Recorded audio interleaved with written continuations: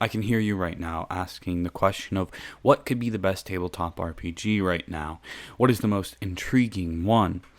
Is it not Warhammer 40k, Dungeons and Dragons, Pathfinders, Deadman?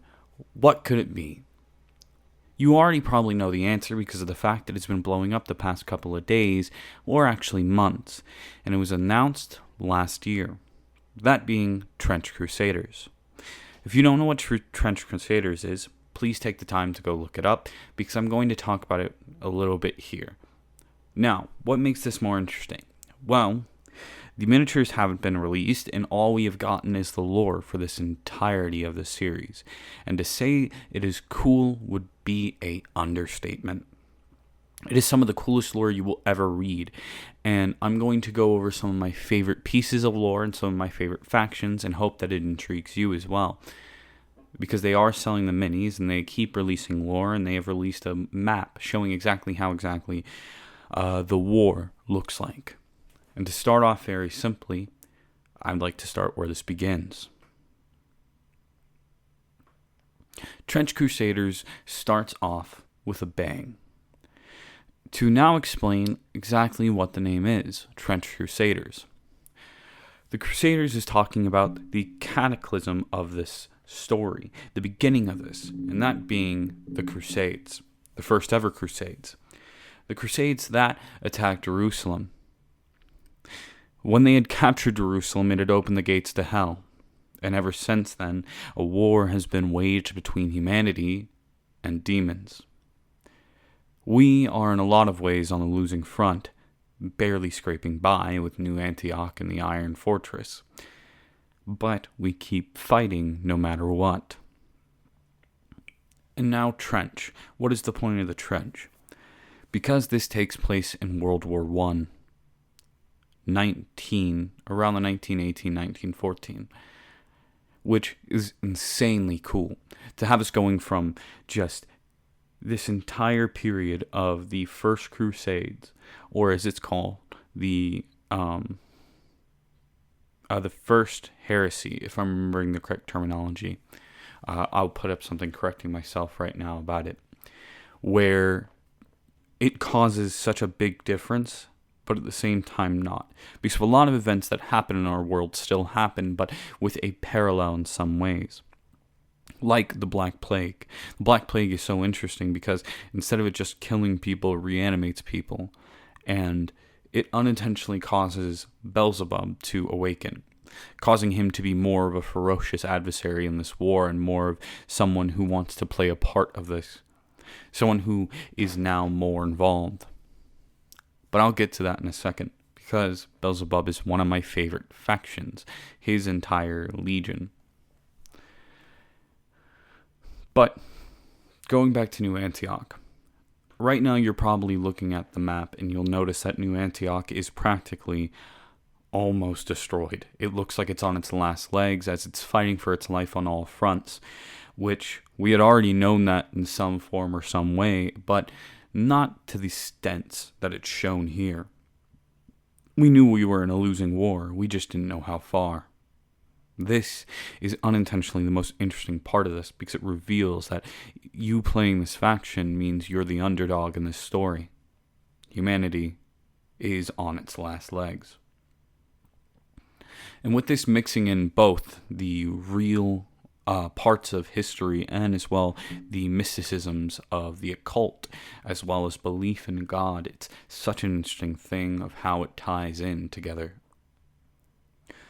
Because with New Antioch and a lot of their own characters, a lot of their own armies are trying to have a connection with faith in God or a connection with a God in general to keep them fighting in this war, giving them abilities not known by man. And to say that it's interesting is an understatement.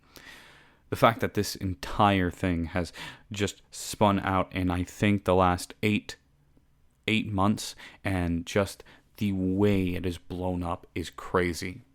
And you might notice the fact I've mentioned they haven't released miniatures, and all we know is it's a skirmish type fight. You're playing a skirmish game like Warhammer 40k, so a tape measure will be your best friend again. Because a lot of the people that made this were from none other than Warhammer and other tabletops. So they already knew. And the art that you were already seeing on screen is amazing. They had gotten an amazing artist to do this. Someone who has experience in this. And that's actually what got me into this at first. The art. As you're seeing this, it is beyond mesmerizing. And I want to talk about one of my favorite units. Originally, there were 12 paladins, but now only 9 remain. 2 have fallen in battle, and it is rumored one has turned traitor. Though the church vehemently denies such slander upon pain of death, despite ceaseless efforts, the Holy Mentalist Order has been unable to produce even a single new paladin in the last 3 centuries. What I am talking about right now are the paladins. The paladins are such an interesting group because of the design they are sometimes shown with, as they are shown with this very knight-based look. But if you look up how tall they are 17 feet tall. These warriors are unparalleled into descending into hell and slaying demons with their own place of power. And they're so interesting because as you're seeing this, you will notice, as I mentioned, that their armor is very knight-like. But they're 17 feet tall, and they're the only ones to really dive into hell. And this is why it's always rumored that one is a traitor, because maybe something had happened when it entered into hell. And when it did, it made something unknown to man. Something unseen. And still, even right now, as we're talking, as the lore is coming out more and more and more, we don't know exactly about this paladin. All we know is that 9 remain. And how vigorous and tormented this process to make one, it practically is like making a whole new man. But it's so cool, because their designs, their lore, everything about this, just that little snippet I gave you about the paladins is barely a scratch into its page. Having these monstrous beings who, even in a war that is now mostly ran by, in some ways, the armaments of war, guns, tanks, all these different ones, they still use a sword and shield and kick ass. And it's something I absolutely love. Now I'm going to talk about my favorite legion, the Black Grail. The cult of the Black Grail is a heretic cult dedicated to spread pestilence and disease throughout humanity. The cult mainly propagates its hallmark plague, the Black Grail, infection, the worst plague in the history of mankind. The cult is led by Beelzebub, Lord of Flies, an archfiend and one of the lords of hell. The Black Grail was unleashed upon the world in 1346, resulting in the beginning of the Corpse War. Although details regarding this era and events are still sparse. The Black Grail is Beelzebub's greatest plague, not for its primary effect, but because of its countermeasures, are inefficient or belated. The bodies of those who succumb will lurch into their feet, driven by a demonic will. Not living, not dead. They become vessels to spread the corruption of the Black Grail, even further forming warbands that strive to find and infect life of any kind. They also gather things the mortals value and bring this loot, as well as grisly trophies, to the feet of the idol of Beelzebub they erect. In this way, the cult mocks the devotion of the faithful and their prayers. At the head of such warbands stands the Knight of the Order of the Fly, those most depraved men and women who are willing to embrace the Black Grail, and whose devotion Beelzebub finds sufficient. They are granted weapons, armor, and equipment corrupted by the hands of the Archfiend in exchange for sacrifices brought to the altars of Beelzebub, which these warbands build wherever they go. Objects of grisly horror constructed from the remains of their victims, shaped into the form of monstrous flies. Now, I hear a lot of you asking, why exactly is this my favorite legion or my favorite faction? First off, it's because of how cool and interesting the idea of it is. Because if you notice when it says it is first unleashed onto the world, 1346, resulting in the beginning of the Corpse War, that's the Black Plague. Beelzebub is the reason the Black Plague happened. And in their world was completely something different. It caused a war that lasted for decades, centuries, and even to a point still affects our war that goes on now. It's such an interesting thing how it can change just a little bit of history for it to fade.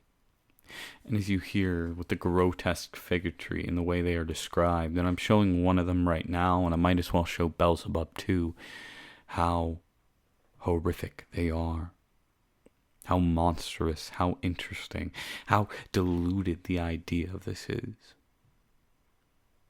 And this is just one of the factions I am mentioning. It's one of my favorites in all my opinion when I was listening to the lore. The lore is so interesting. This faction is so interesting, and you can buy the figures now for pre-order and as well for purchase.